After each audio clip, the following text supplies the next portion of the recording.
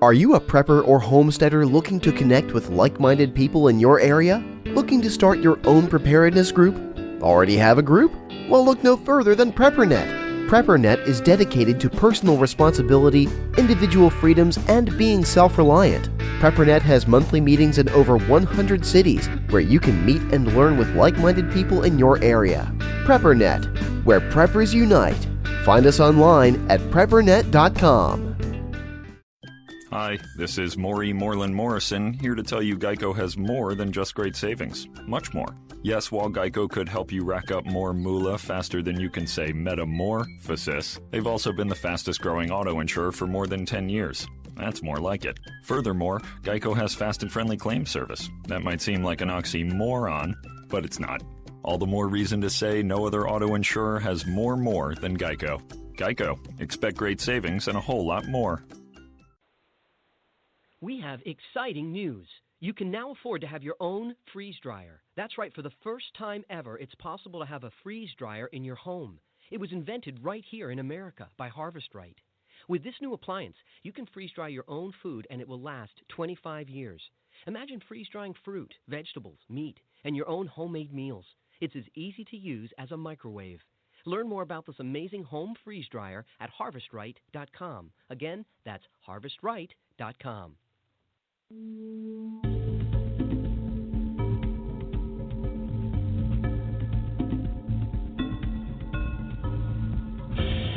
You've just joined the Prepper Broadcasting Network, where we promote self-reliance and independence. The views and opinions expressed are strictly those of the host or their guests.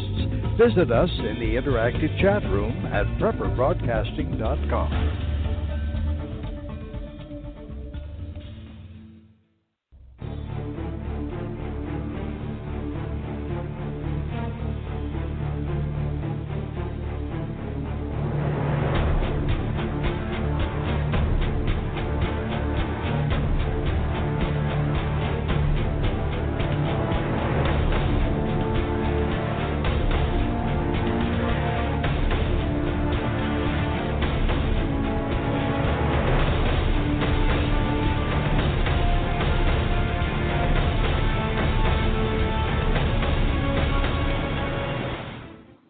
Good evening, everyone. Welcome to the Prepping Academy radio show. I got Forrest here, which is me, and we got Kyle across the table. It is Friday night. We're coming to you live from the Prepper Broadcasting Network. If you're on Blog Talk Radio listening to us right now live, you can just switch over to go to prepperbroadcasting.com. We have an interactive chat room. We got people in here chatting, telling me how hot it is on this winter survival show, which is it's odd. You know, blame Al Gore. Blame Al Gore. But, hey, we are the Prepping Academy. You can find us at preppingacademy.com. We have our contact information. I have my bio. Kyle has nothing. He's completely stealth. Yep. And so... Full gray man. Full gray man. You can't be a gray man when you're on a radio show. Sure I can. Well, I have no Facebook. I have no Twitter, no Instagram, no nothing. Dude, you don't exist. Oh. It's actually me on the other side. See, that's why I should be on Hunted, and you should. Oh no, you would get caught in the first few hours. No. Hey, but guys, we're live every Friday night on Prepper Broadcasting Network. Hey, if you don't catch us live, we're always in the podcast. We're in all the different places for a podcast. So we appreciate it if you subscribe and vote us up and write a paper. Send it to the New York Times. That would be awesome. Or CNN. CNN. They're looking for legitimate stuff. We're not fake news though. No, we're not fake news. No. So last night, Kyle, we had a prepper meeting here in the Carolinas. Yeah. We had 82 people if you count the two kids. So you sure they were all people? Yeah, they were people. 82 people. It was a large crowd. It was. It was a pretty big crowd. It was some good teaching. What did we learn about? Well, there's a lot of natural medicine stuff. Natural first aid. Mm-hmm. Yeah. She was awesome, wasn't she? She always brings out a big crowd. Yeah, absolutely. Her name is Ellie Mental on the internet. And, but it was good. We had a good time. People at 9 o'clock, no one was leaving. No, there was I was there with a friend, and there was so many people there standing in line buying up products and stuff like that. It was really cool. Yep. Which is kind of nice because if you're going to those prepper meetup groups, it kind of gets you used to hey, what skills and what can you make that you have to barter with, and right. It's good practice. Yep. So it was good. Everybody had a good time last night, but other than that, Kyle, how was your week? I know I always ask that, and people tell me I hate when you ask that. And I'm like, well, that's so inconsiderate of them. You know what? It's like they don't care. Yeah. Can't we all just get along? Yeah. Can't we be cordial? Conversation among gentlemen. How was your week, Forrest? How was your week? My week was decent. Decent? That's it? Decent. Yeah, it was just decent. It was average. We missed our meeting. We usually meet on Wednesday nights. Yeah. Talk about the show, talk about other things, and you couldn't make it. Because why? Why? Work. And of all the bad things you said about retail, this is different. It's a better environment, but I'm not going to bore people with that sort of stuff. Maybe more important things to talk about, right? And you're back in retail, is it? Just for a little bit. It's nice. It's easy. It's relaxing. I mean, you're not just a retail guy, but you're. No. So anyway, so you gonna ask me how my week was? I already did. You didn't pay attention. Oh, yeah.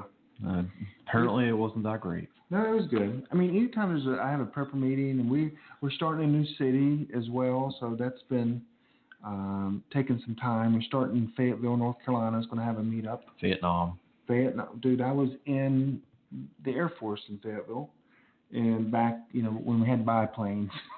Yeah. But and so we're starting that one up, and so it's that's been on the phone doing some things, planning that. So it's always like doing things, taking my hobby a little bit further, expanding, giving people some education on prepping. So I always enjoyed that. Yeah. On top of our week, so it was kind of an interesting week in the news. Lots of stuff going on. Are you talking about conspiracy theory wise, or just news? There was some conspiracy theory stuff that's come to light, and there was also obviously the Trump's little rampage on CNN, which I love that. I like that too. I wish they had taken a shoe off and threw it at the reporter. That would have been great. Yeah, you remember the reporter threw it at? Yeah, that would have been great if Trump would have taken it and just hit him right in the head. But it's really interesting. There's a bunch of stuff going on right now. I mean, I'm sure you heard about the Russians.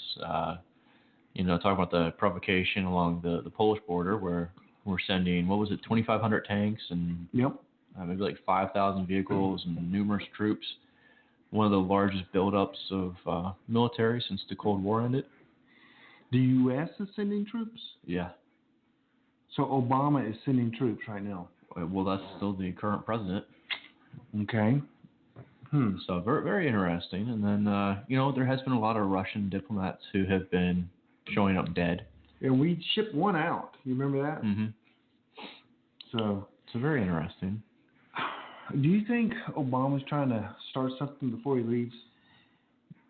It really wouldn't surprise me. But it's more than that. I mean, there was a bombing by Israel over in Syria on, I believe, a military airport. Mm-hmm. You have that going on, which kind of raises questions as to what hostility there's going to be, because obviously Syria is in no real position to respond on their own, particularly against a nation like Israel. If they provoke war, they're going to get squashed. But Syria has made themselves allied with Russia. Right. Which begs the question, if there's, further escalation, would Russia step in, at the behest of Syria to attack Israel? I don't think so. I do think some big event has to happen soon, because I believe, and you believe, people that believe, I guess, in the Bible, there has to be a 7-year peace treaty signed at some point. The only way that can be signed is, I think, a big event happens, then everyone calls for peace and everyone signs it. How else are you ever going to get Israel and Palestine to sign an agreement? They're not going to, unless something big happens. It's not going to happen. And there's been a lot of pushback right now with what the U.S. has done in the Obama administration with John Kerry over there. And I think Obama is just trying to And the biggest event that's happened in the last year happened a couple weeks ago. Yeah, which was what? In the UN, where we didn't veto the Israel resolution. What typically happens whenever we go against Israel? I don't know. If you look at it historically, whenever we've gone against Israel and not been their ally. Have we ever? I didn't know we ever have. There's been a few times in history where we've not gone along with them, support them the way that we should, and there tends to be events that take place that we kind of end up getting spanked for it, and it's not necessarily them. A lot of pastors say that it's God's judgment, and varying opinions, obviously. There's definitely some verses about that in the Bible. So, but that's what I'm concerned about is the Israel thing. Yeah. Well, then we also had, you sent me an article earlier today from someone who is, an active listener, someone in the he's a writer. Yes. Talking about, what was it, the National Guard General in D.C. D.C., yep. Basically forced out. His last day is going to be on Inauguration Day. He was responsible for the inauguration. Right. So, basically pulling all the CIA, Secret Service, FBI, DHS, and the National Guard for security for that. You wonder why. I mean, it's kind of interesting because he's going to be, of course, Trump or whoever made this decision doesn't take power until 12:01 that day. And that's when he's been asked to leave at that exact minute. So people are saying there's a conspiracy theory around that. Is that your conspiracy theory of the week? Oh, no. Oh, no. Okay. So that is interesting. As a matter of fact, I haven't heard anyone tell me their reasoning or why it's happening, but I've seen or read or people called me and said, this is very interesting. That's all they're saying. Yeah. Because they don't know what to put. They don't know what to, I guess, they don't have any information to put with that to make it something. Because everyone wants to make it something. They just don't know the information, what information to connect to it. Yeah, well, I know I've seen it on SHTF Plan, Zero Hedge, and then Stars and Stripes, I think was the originating article. So it's definitely interesting. We'll kind of see. But, there's a lot of theories out there. And, some of the pushback by the intelligence community right now for Trump calling them out is, some people have said, hey. He's going to do a clean house. He has to at this point. Well, some people are a little bit, we'll just say, scared that the intelligence community is going to pull something maybe like they did with JFK. Something might be done to take him out. Is that your conspiracy theory? No. Okay. No. There's a lot of conspiracy flying around, I don't think there's anything wrong with throwing those out there because it's not out of the realm of possibility. I posted something on our private Facebook page earlier this week, which you're not on Facebook, so you don't use. Nope. The information that Kyle doesn't get because he's not on Facebook and these social media sites, he doesn't really understand what he's missing. But anyway, so I didn't know if I talked to you about this, but I got on Monday like 3 or 4 phone calls from people. 2 people I never even met before, or at least they said they met me at prepper camp, asking me what's going on with this, and I had no idea. I was just some weird vibes I was getting. So I posted it on the internet on our special private group, and in the beginning, everyone's like, well, not really hearing anything. And then all of a sudden, different people are hearing different things. And one, just today was posted about the guard. The guard chief for D.C. was asked to resign. And, of course, you can't put any information on that, so you don't know what it means. But there's some weird things. When Trump said that he leaked some information to the CIA, and then he told the CIA, and they were the only people that knew because he made it up. Did you hear about this? No, I didn't know. He said he gave the CIA some information, and it was leaked. And that's when he knew the CIA was leaking his information. So he basically was hunting down the mole. Oh, yeah. So I guarantee you we're going to have all new leaders I don't know if that's good or bad. I think it's good because if you look within even the Pentagon themselves, they've been reporting over in Syria that we have Pentagon-backed forces that are fighting CIA-backed forces over in Syria, and these CIA-backed forces are the ones that are actually with ISIS. So yeah, you told me that. That's your conspiracy? No, that's just fact. Well, that's out of a Pentagon report. Let's get to this. What is my conspiracy theory of the week? Your conspiracy theory of the week. You didn't even say. Can I get a drum roll? Okay. It's an awful drum roll. All right, very short. Thank you. So deep underground military bases. People have been talking about those for years. Basically, you've heard about Colorado, Denver. NORAD. I've been to the door. You've been to the door? Mm-hmm. You weren't allowed in. We didn't go there to go in. We had a meeting outside the door. I was when I was in the Air Force. What a tease! I know. That's horrible. That's horrible. Back then, it was still kind of secret. Yeah. It's kind of funny because years ago, these places weren't so much of a secret. It was like, hey, they're there. I know my old man was at one in Virginia, and he said he walked into this place, and it was literally like there were not skyscrapers, but there were large buildings in there. Like you were walking into this place and underground. Oh, come on. Yeah. So, we have the technology. Like Atlantis? Oh, my word. Okay, keep going. Not like, I can't call your dad a liar, though, but I can call you one. My old man is probably the furthest person from being a conspiracy theorist. Like, any stuff going on, he watches CNN or Fox, and he's like, that's what it is. That's just what it is. I don't care what anyone else says. But there has been, look at our defense spending. Uh-huh. Where does all that money go to? How expensive was the president's plane going to be? $4 billion? No. But whenever they break this down and they do their cost analysis and everything, it's like, hammer, $500, toilet seat cover, $3,000. But your conspiracy theory again is not a good one. It stinks because we know there's military bases underground. Do you know for a fact? We know Greenbrier. We know NORAD. No. There's a more intricate network. Okay. Of these. There's been rumors for years. You've heard. I can't believe you've never heard these. That there's like ones that actually connect throughout the entire nation. No one believes that. Oh, there's tons of people who believe that. That's impossible for them. No one believes that. You don't believe it. I know. We dig a tunnel from Boston 6 miles, and it takes them 15 years. Have you ever seen construction workers these days?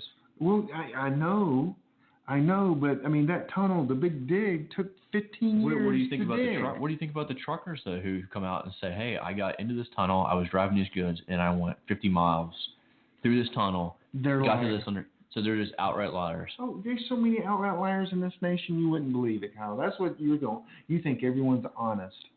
You're right. I try and see the best in people, including you. I don't. I hate all people until otherwise proven different. I hate all people too. Not all people. If you're listening, you're probably okay. Yeah. But so your conspiracy theory is there underground bases throughout the United States that are all connected? Yeah, and through Walmarts. Oh, I read that once. Yeah. Sometimes the Walmart is. Well, I also heard there's a balance because it's like there's a grain of truth in everything. I also heard that UFOs were blowing them up and running out the underground cabal and going after all these people and everything. I'm not going to push it that far. I don't think there's quite that, but I think there's definitely a more expansive network of underground facilities for the continuity of government than what we actually know about. I don't think there's a tunnel longer than 3 miles that the government's ever built. It's just too expensive, time-consuming, and it's hard to hide. It's underground. How is it hard to hide? The equipment, when that. How many people? Okay, I'll give you a perfect example. How many people get on a plane every day and fly into Area 51, and we take photos of every one of them, and we don't know anything about what's in there? Oh, we know. People. What do we know? We know that's where they test and create planes. There's so many documentaries on what goes on there, and if we knew exactly what went on there, the shows wouldn't have a show. They'd go, oh, it's just another. But anyway, it's just a. So all the UFO spottings, you're going to tell me those are all. There's rooms in the Pentagon. We don't know what they talk about, but that doesn't make it. That's good that we have secrets. No. Our government God said no secrets. No. No, bad for us. Bad. No, our military needs secrets. We don't need to know them. That makes me think of the movie Sneakers. You ever watch that? Too Many Secrets? No. No, Okay. was this back in the 60s? Dude, it was Robert Redford, man. It was a good movie. Okay. Some people will know what I'm talking about. So, love that movie. Yep, that was a good movie. So, so tonight, okay. So last week we had Snowmageddon in the Carolinas. It was a waste. I mean, some places like 20 minutes from here got 6 inches of snow. Yeah. And it was freezing. The temperatures got down to what? Minus? They get down to minus. They were down. Some places were like single digits. Single digits in their area. Yeah. Now it's all going to be in the 50s and 60s over for the next 10 days. So it's just absolutely wonderful. Because we fell a week behind. Had we done this last week, it would have been perfect timing. Yeah. And so this week it's 80 degrees outside, and we're doing winter preps. Yeah. I mean, it is. We are just entering winter, and usually North Carolina, we typically get our snow in February. Typically. I am all for global warming, though. Dude, it's too hot. I can't. No, I want global warming. I'd rather have hot temperatures. Species can terraform the planet and take over. Yes. You finally admit it. Forests were reptilian. That's my conspiracy theory of the week. There we go. So at least G-Man says it's snow. He said it's going to hit 30 in a couple of days, he hopes. That's our producer. So at least he is in an area where it's cold. So we're going to talk about winter preps, which I regretted this subject all week. I just don't like it. It's like bug out bags. 16 guys named Billy and one guy named Bob. They've all done this, and 100 of them. And they do it every year. So how are we going to be different? You're so pessimistic. I know, man. This is why this show. Yellow snow is really good for you. Dude, I don't know what prepping channel you've been watching. I do not know. So winter preps, man. We've got to talk about winter preps. And winter, I mean, again, we're talking to most of our listeners are experienced preppers. And they're experienced, but let me give a little bit of my perspective. Okay, go ahead. You're thinking winter preps in terms of today. You're thinking, what happens tomorrow if there's a snowstorm and I'm inconvenienced by being out of power for 3 or 4 days while Duke Power, puts the power lines back up that they should have buried underground to begin with, and there's no more bread or milk at Walmart, et cetera. But what happens whenever there's a total grid down scenario and you're just without power and now you're faced with a significant winter? Personally, I believe that the North and parts of the West are going to lose a significant amount of their population in the first winter. Significant. I would say more than half. I would say 60, 70%. So you're saying if the grid goes down. If the grid goes down. Oh, yeah. Okay. Keep going. So this isn't just about... That's an easy prediction. Yeah, this isn't just about today. This is about down the road. And I mean, I'll be honest. Mm-hmm. I don't look forward to people going that way. To doomsday. We know that. But if people are unprepared and a lot of maybe say the Golden Horde gets taken out by freezing temperatures, they should pay the price. I mean, it's less on my shoulders. I'll put it that way. Okay. So you're saying, okay, I did not look at it from that perspective about when the grid goes down, we're all freezing our butts off. We have to cut firewood every single day to survive. So that's what it's not just firewood. You need to consume more calories. Okay, right. So there's a lot that goes into your winter preps. You could literally, depending on where you're located geographically, you could be spending 6-7 months just preparing for your next winter. Okay, so that's a good spin. I'm not sure I've heard most of the shows and what I've read are for this winter. Yeah. Prepping for this winter. Yeah, I don't really care about this winter. Not prepping for the grid goes down. So that's good. That's a good twist. I have yet to, okay. I mean, what happens whenever your well all freezes my notes I got here are useless. Are useless now. Yeah, because you're not a big thinker like me. So no, they're not. But I have prepared for winter, so I've experienced this. So I've been doing this. The first thing I was going to talk about is kind of my experience, because I grew up in Chicago. I didn't grow up here, and my initial experiences with winter were dealing with the rivers freezing, backing up, causing flooding. knowing where you're at geographically and what your threats are in those regions. Because I'll tell you right now, that ice builds up. You don't have people manning a dam bust. You're SOL in a very, very bad way. On top of that, what happens whenever your water lines break? What happens when your well freezes? How are you going to get? You're talking this winter now. I'm talking even down the line. Well, down the line, when your pipes aren't going to freeze, you probably won't have water. Those who are actually on wells, okay, and they have solar backup systems, okay, they will. Okay. So those are things they need to be thinking about, not just for this winter, but down the road. Gotcha. Okay. Another thing is, how do you bug out during the winter? You don't. I mean, there's even a Bible verse that specifically talks about bugging out in the winter. Give it to me. I can't remember the verse off the top of my head, but you can't bring it up and not have it ready. But there is a Bible verse that actually does say that thou shalt take bug out bag. Yeah. White bug out bag. Yeah, take the white bug out bag with the Arctic camo. Yes.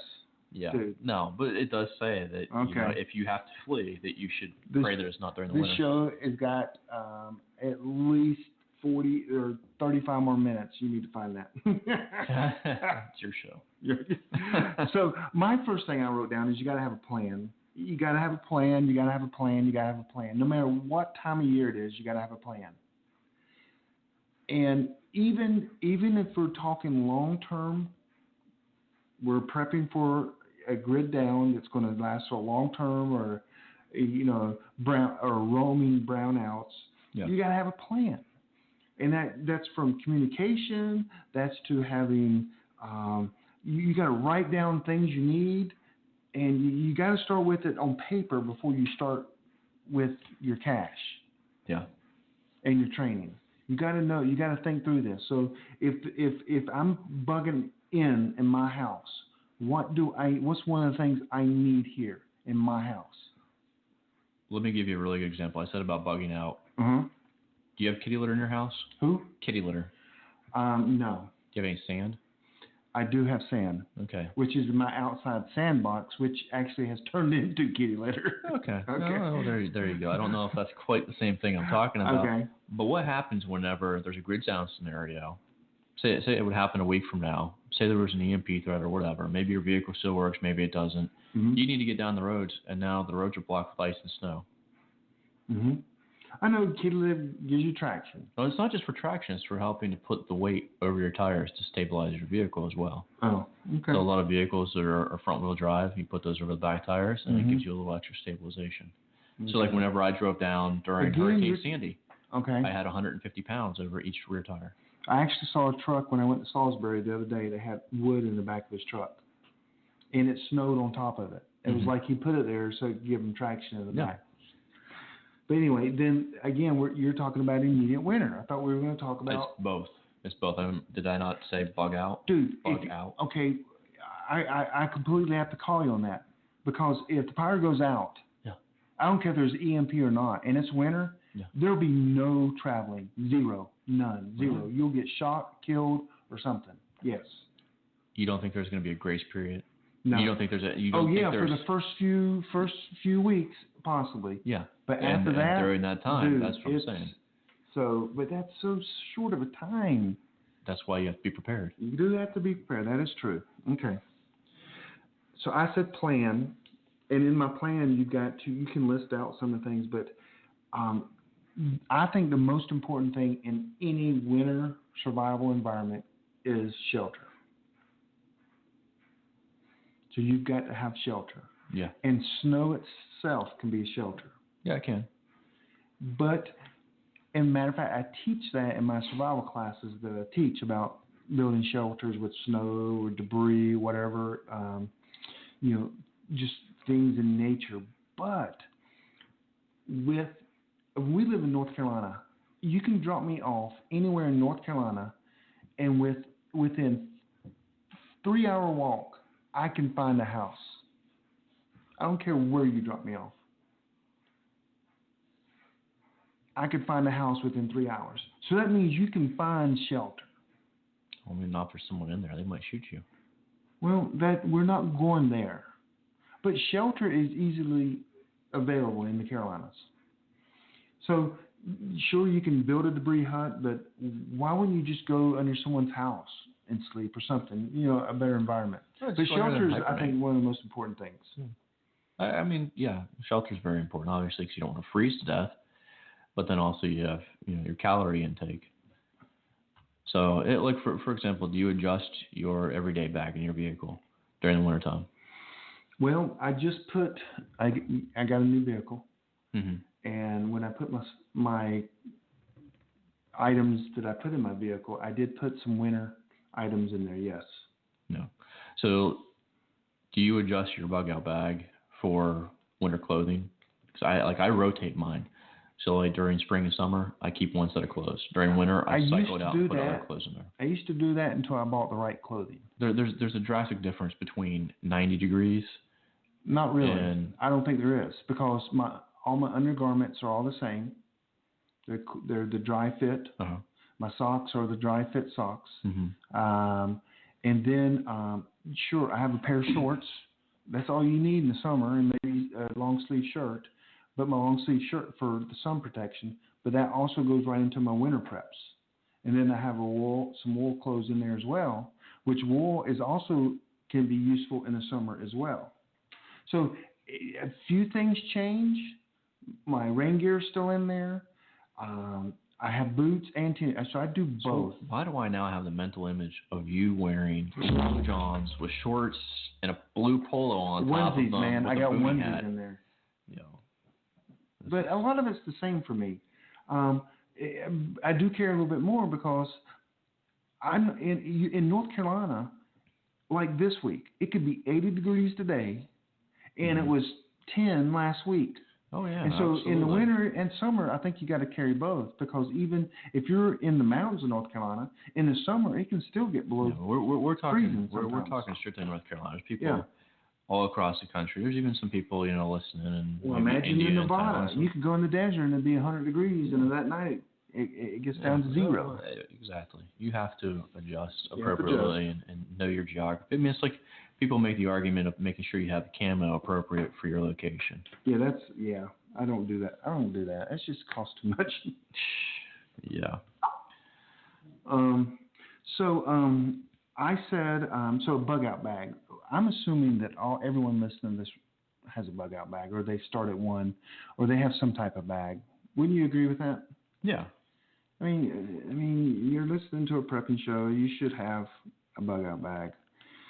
And then I put down here is radios and comms. I need to turn my Skype down here. But then everyone's putting in the chat room about layers. Oh, layers. Absolutely. Yeah.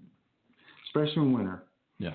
And so here's the thing. So we're going to plan for a long-term grid down in the winter, and you're somewhere, either in your house, someone else's house, some kind of bug out location, something. What items do you need there? You need tons of blankets. You need clothes. The right clothes. The right clothes. And more than what you have on. Well, not just because, obviously, the current situation, but what happens whenever your clothes get soaking wet, particularly if you have to travel. Mm-hmm. Or you sweat. Yeah. Yep. Yeah, you don't want to be over-insulated. A lot of people don't realize that. Okay, yep. And I'm going to when we come back from the commercial break, I'm going to tell you 3 things that you must buy for winter. And you're not going to like one of them, and I don't care. Okay, that's fine. That's fine. So we're going to take a quick break. Here are a few commercials. We'll be right back. Hey, let's take a quick break. Are you a prepper or homesteader looking to connect with like-minded people in your area? Looking to start your own preparedness group? Already have a group? Well, look no further than PrepperNet. PrepperNet is dedicated to personal responsibility, individual freedoms, and being self-reliant. PrepperNet has monthly meetings in over 100 cities where you can meet and learn with like-minded people in your area. PrepperNet, where preppers unite. Find us online at preppernet.com.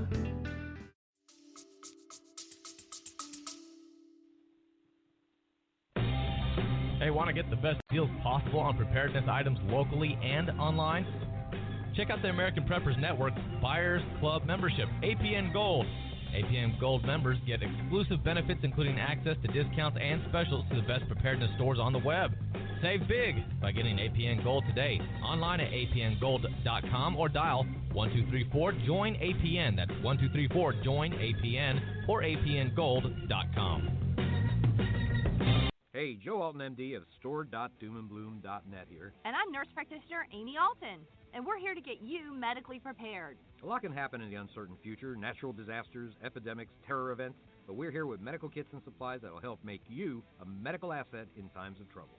From first aid kits for the trail to complete family medical survival kits, we've got an entire line to help you deal with injuries and illnesses in any scenario. Compare our kits to others and you'll agree that only our kits are assembled to work best when help is not on the way. So get a quality kit from a doctor and nurse practitioner and not some mass-produced knockoff. Often imitated, never equaled. That's store.doomandbloom.net, store.doomandbloom.net. And hey, get the essential guide for when medical help is not on the way, the Survival Medicine Handbook, 3rd edition. Find it and the all-you-need-to-know Zika Virus Handbook on Amazon.com. Find peace of mind for your family at Forge Survival Supply. Founded by United States Marine Corps veterans, Forge is the premier destination for quality American-made survival and emergency preparedness products. Freeze-dried foods, water filtration, fire starters, fully equipped bug-out bags. Find everything your family needs to stay safe, protected, and nourished during times of uncertainty at ForgeSurvivalSupply.com. Delivery is fast and it's free on all orders. Need help? Call our 24/7 support team. As a listener of this program, Forge Survival Supply would like to give you an additional 10% savings. That's right, an additional 10% off your entire order, plus free shipping by entering discount code SURVIVOR at checkout. That's ForgeSurvivalSupply.com and use discount code SURVIVOR. Okay, we're back. Appreciate that. Our sponsors. Again, we are this is the Prepping Academy radio show. We are live on Friday nights, Eastern Standard Time at 9 o'clock. And you can find us on Blog Talk Radio. But we'd rather you listen to us on PrepperBroadcasting.com. And we are live on Friday nights. There's a live show every night on PrepperBroadcasting.com and some great shows. Hey, we're talking about winter preps. We got Kyle, myself, and, I've been dreading this subject, and Kyle's kind of changed a little bit on me, but that's fine because I like long-term survival.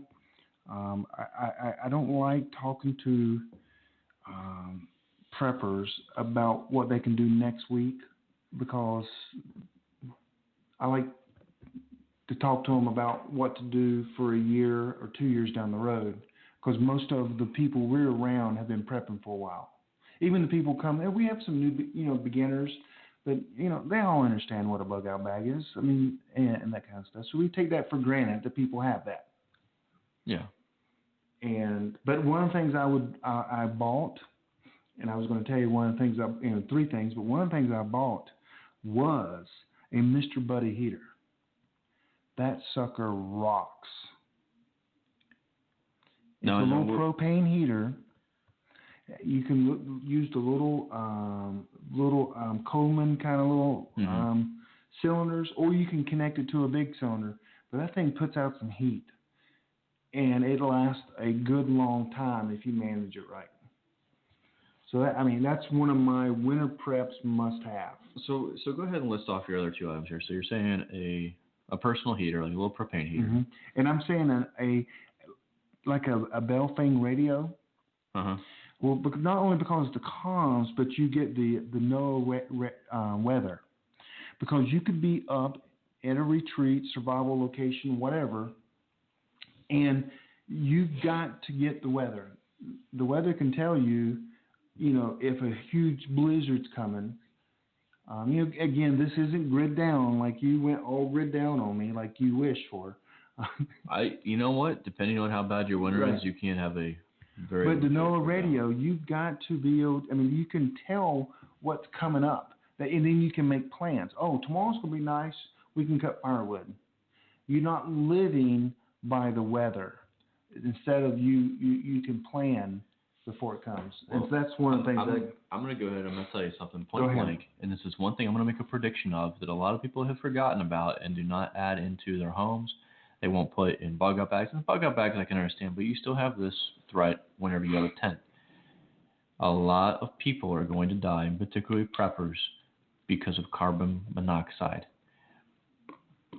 Most people do not regularly have their fireplaces cleaned. A lot of people don't realize that you don't want to be using your gas stove excessively to heat your home. The types of heaters, the types of fuels they put in their home. People trying to heat their cars and not realizing that they have exhaust leaks. That always happens, yes. And then it can even happen in your tent. Yes. Yeah. So a lot of people don't realize you need to have a carbon monoxide alarm. Yes, and proper ventilation. Proper ventilation. I've got gas logs. I've got there's vented and unvented, and my logs are vented, meaning I got to have a little crack at the top of my to go up to my chimney. Some of them are actually unvented. You don't need. I'm not sure how that works because carbon monoxide seems like it would build up, but the Mr. Buddy heater is awesome. I mean, even someone in the chat room just says awesome, but it is cheap. Walmart had them on sale last year for $66. Okay. And then you want the fitting that you can take a big size propane tank and connect it to it. That thing puts out some heat. But that's mine. And then I said a weather radio. And my third thing, because I had three, was solar charger. Again, no matter solar is not going to keep you alive, but it's going to keep you sane. Everyone has games on their little phone. They got books. They got storage things.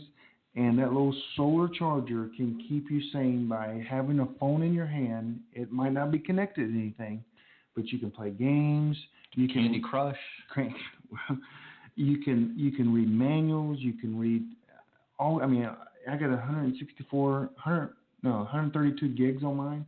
That's a lot of books and PDFs. So those are your top three things. That's my top three things to have. So if you're driving along or you're walking along and you need to get somewhere and you break down or whatever, you're not thinking an emergency blanket or an emergency bivvy. Well, that's in my bug out bag. Okay. What about extra protein? What about, extra beef jerky, extra ration bars? But you're going to the extreme. No one. That can even happen even if you're in a regular everyday scenario where there's plenty of communications. There's been dozens of documented cases. It happens almost every year where a family's driving along somewhere. They go off the side of a road. Maybe there's a small accident. They wake up and they're just covered in snow. Well, you know how many cars get crushed by dump trucks too? But you can't prepare for that. No, the dump truck you can't. But the snow, whenever you're driving, a few things that you can add into your vehicle. Right, but that's just, again, I came with this conversation that people would have a bug-out bag or something already in their car. That they need to adjust for wintertime. This is for winter survival. The only thing you need to adjust is the clothing. Because you're supposed to have 3 days worth of food in there. And that 3 days will turn into about a day and a half. And right. And so, so what you're saying is absolutely correct. Matter of fact, you can go to my car right now. I have enough food, emergency bars from Tac Bar, not an advertisement for them, but I got enough in there I could live a week. I also have diarrhea for a week probably if I eat them. Yeah, you know what? I'm going to challenge. We will live stream that.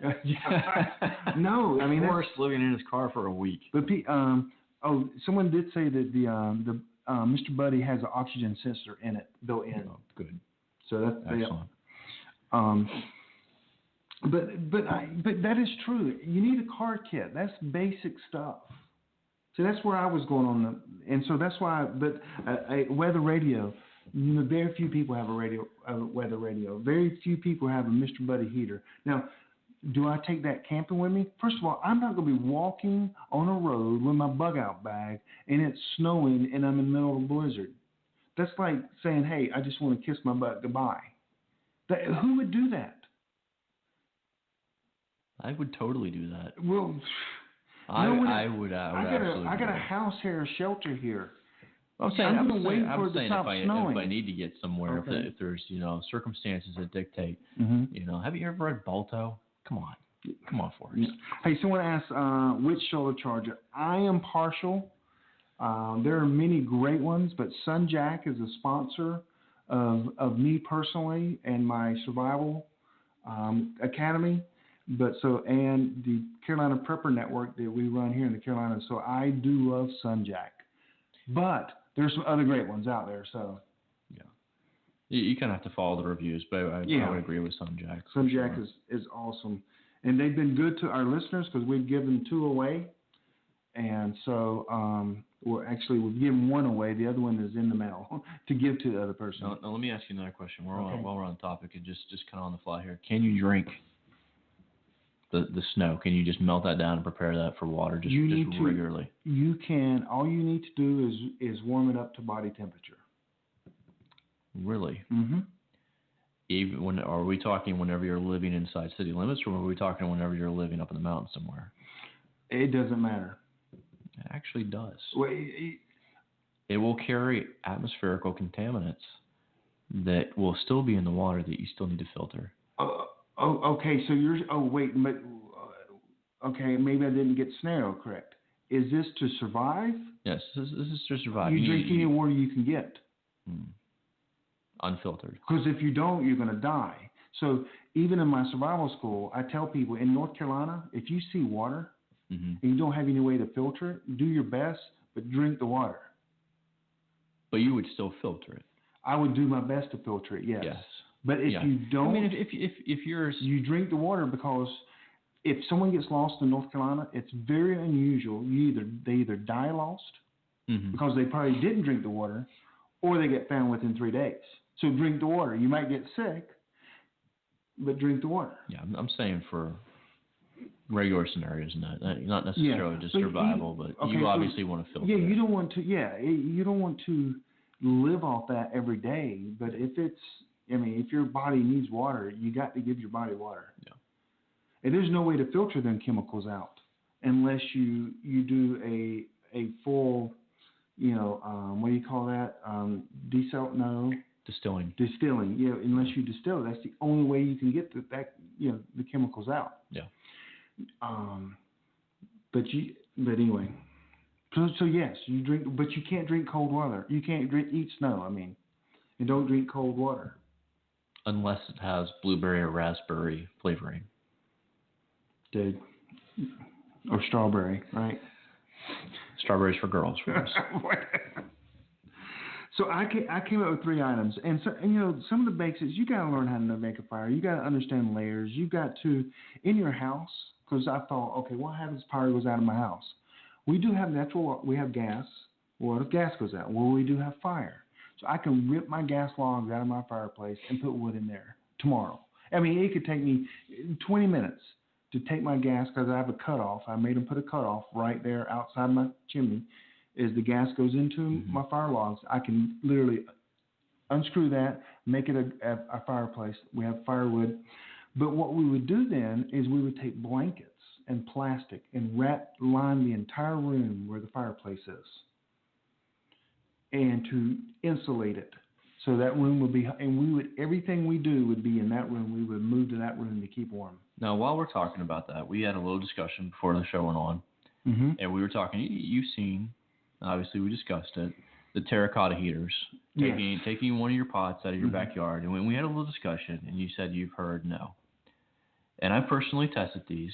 I've done that, them too. And I've also done them with cooling for your food, because that's another thing we need to cover is you're talking about what you do with your food. If your power goes out, a lot of times you can just take it out if you have enough snow, pack it up, put it out in the snow, particularly in a cooler or something along those lines. Right. And you're perfectly good. The idea is, and you told me that you had someone that was a scientist tell you, obviously it does not magnify the heat.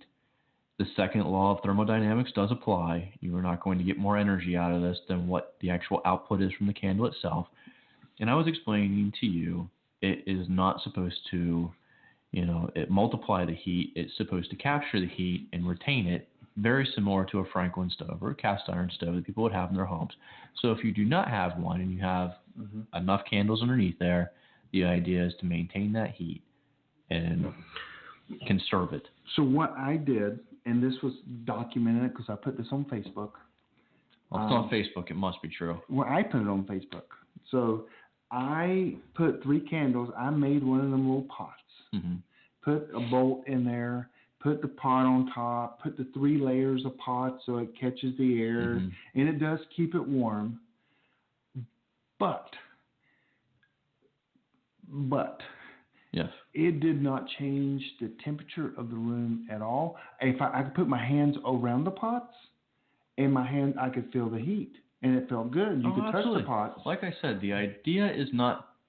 It would take you days. If you put that in a 4x4x4 box, yeah, it's going to take a long time for it to. Precisely. We're not talking about cast iron that's going to retain an enormous amount of heat and be dissipating over a slow period of time. We're talking about terracotta, and we're talking about a very low heat source. We're not talking about a roaring flame. It's not like you have 5 logs in here burning. You have some tea lights. Mm-hmm. So the idea is that you're not going to be heating an entire room, but you're going to be capturing the heat over a longer period of time. So maybe if you have it burning for hours and hours. I mean, that works in my survival class. I do show people how to properly heat rocks and then put them in the ground underneath you. I thought this was the part where you show them where to put them on certain chakra points to do the massages. No. Okay. But how to heat them, because if you heat some rocks, they'll explode. And how to heat them, how to put them in the ground, insulate them, put them in the ground, and then put a barrier between you and the rocks so you don't physically cook. Mm-hmm. And how to stay warm from the ground. And so I understand the principle of a rock or something holding the temperature. I mean, I understand that. It just doesn't, I tested it and it made no difference in the temperature of the room. And that's what I was trying to do, to see if I could make the room warmer. Yeah. It made me warmer by crouching over it. Yeah, and that's the point. It's a small comfort for a defined space. It's not going to be for a long period of time to heat 2,000 square feet. Mm-hmm. So quickly, everyone needs a car kit and a bug out bag. Yeah. So what's different in your see? My theory on my car kit is that it is packed full of stuff because it costs me just pennies on the dollar for extra gasoline for that weight. So in my car, I could live food-wise out of my car for a month. I have that much freeze-dried food and emergency bars in there. Mm-hmm. Why? Because there's room in the back, in the trunk, that I can just stick it in there. So what you're telling everyone right now is you have a bunch of junk in your trunk. Well, I got a bunch of junk in my trunk, yes. But why wouldn't you? I mean, why wouldn't you do that? Yeah. And so, probably my clothing, I think, is very important. But communications plans, because when you go on that hike or you're driving your car and when you run off the road, if people know where you are or where you were going, they know where to look. Yeah. I think what we need and that's having a plan. Definitively say here is you should always be cycling through your bug out bag, evaluating, what you need, what you don't need. Be practical about it. But for winter, you definitely need more food. Mm-hmm. You definitely need to adjust your clothing. And if you don't already have communications in there, you need to adjust that. Because if you don't, you're going to die. Right. Oh, bless you. Kyle just sneezed. That's your first radio sneeze. Didn't you have like 5 one day? I did. I couldn't stop. Yeah. But I mean, so the winter is. Would you say the winter is tougher than the summer? I will. I say it is because it requires more energy. It does, and you can't escape it the same way you can the heat. Mm-hmm. Heat, you can get in the shade, you can take a break. You can get a stream, cool off. Yeah, winter is just unrelenting, and you're not going to get a break from it at night. It's just going to get worse. Mm-hmm. You can't. I mean, it takes energy for heat. Well, look at the guys we see on Alone. Well, the guys and the girls we see on Alone, they're doing great, and then the cold weather comes along, and they're like, "Man, this sucks." Mm-hmm. Right. Done. Right. And one thing that I do want to stress is what's the biggest killer when it comes to cold weather? Hypothermia. Yeah. So you want to keep dry at all times. at all times, at all cost. So even if you're like in a loan, when they go across the river, what do? They strip naked and go across, and they're freezing their cut. But they know that that's best because when they get out, they can dry off, put dry clothes back on. Yeah, absolutely. So you gotta stay dry, and you gotta manage your body. So as you're chopping wood, you got to manage your sweat. You got to manage your breathing patterns. You got to manage how much energy you actually use as you chop wood. Wood is one of the shelter and fire, I think in winter are equally important. Because you got to have heat. You can have shelter and still freeze to death. But it's also important to realize you're not just going to go out and just start chopping wood and that's just going to be good right away. You're better off. That's how people die is chopping the wood. Not from freeze. I mean. Yeah. You're best off to get on a plan where you have plenty of cords of wood going into that winter. And then once it starts to warm up, you start chopping more. Mm-hmm. But also for long-term plans, I mean, there's a lot of wannabe preppers.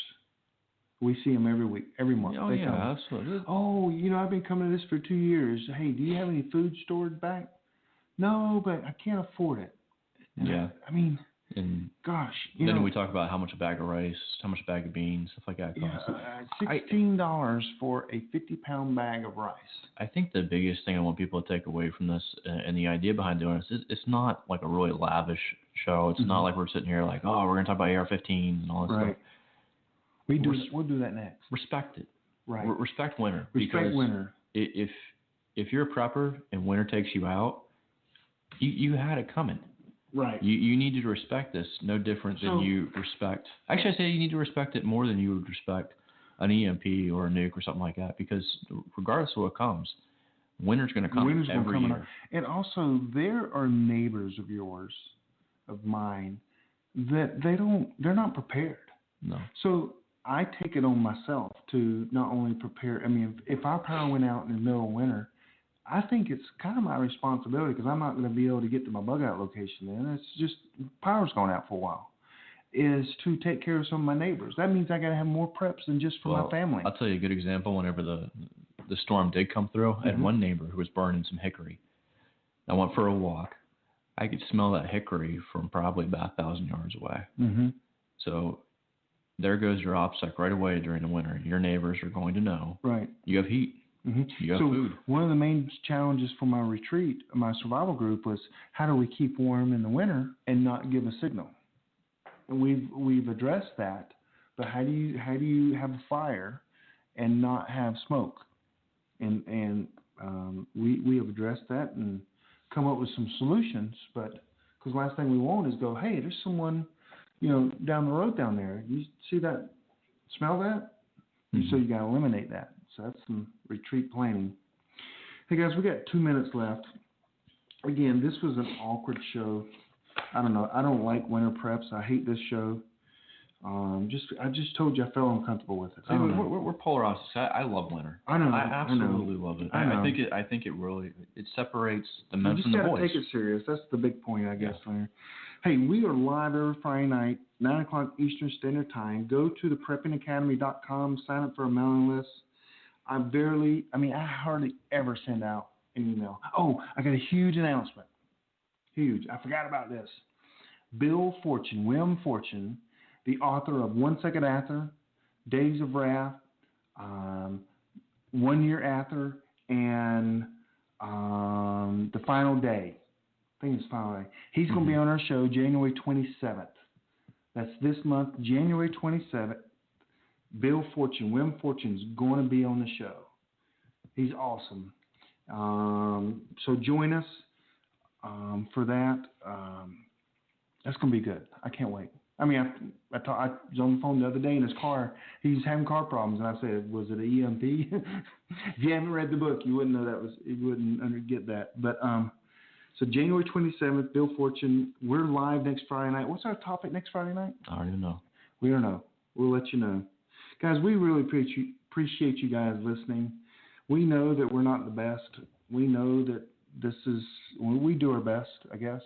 We have fun. Yeah. We have listeners. We appreciate you guys listening. And, we appreciate your support, your kind words. We don't read your bad words, I guess. I delete them. You delete them. So, anyway, next Friday night, 9 p.m. Eastern Standard Time, we'll be back. PreppingAcademy.com. Any last words? Last words? Why do you keep telling me last words? Any last words, Kyle? Anyway, we'll see you guys next week. Thanks a lot.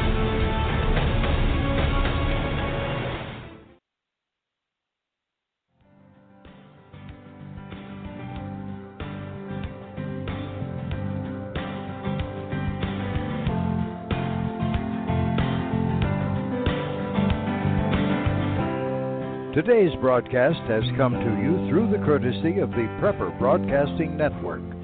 See our hosts, show schedules, archived programs, and more at prepperbroadcasting.com. Thanks for listening.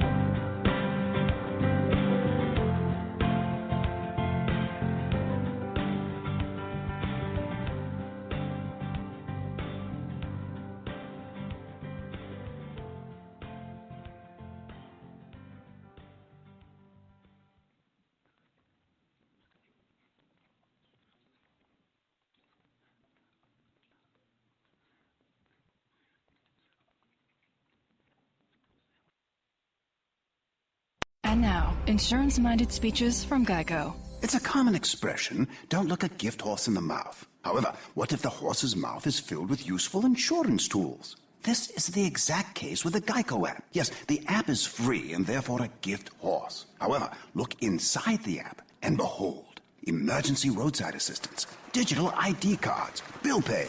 Get the Geico app. Look it in the mouth. Get amazing services. Thank you. Hi, this is Maury Moreland Morrison, here to tell you Geico has more than just great savings. Much more. Yes, while Geico could help you rack up more moolah faster than you can say metamorphosis, they've also been the fastest growing auto insurer for more than 10 years. That's more like it. Furthermore, Geico has fast and friendly claim service. That might seem like an oxymoron, but it's not. All the more reason to say no other auto insurer has more than Geico. Geico. Expect great savings and a whole lot more. Has your data been hacked? Do you feel uneasy about the vulnerability of your personal information online? Were you involved in the Target, LinkedIn, or Microsoft data leaks? Don't know? If not, then pay attention. Join Forrest Garvin from PrepperNet for a free webinar on privacy and security. Gain insights into safe internet browsing, VPNs, crafting online aliases, secure emails, detecting if your data has been hacked, and managing passwords. Secure your spot today for this webinar on privacy and security. It's free. This webinar delves into comprehensive strategies for bolstering your online privacy. We've got you covered, from fortifying your passwords to shielding your financial information and mastering state-of-the-art encryption techniques. We're offering 2 convenient dates to suit your schedule. Reserve your spot now at preppernet.com/privacy. Don't let cyber threats erode your peace of mind any longer. Take the first step toward a safer, more secure online experience by joining us for our free webinar. Remember, knowledge is power when it comes to safeguarding your privacy. Sign up now at preppernet.com/privacy. We'll see you there.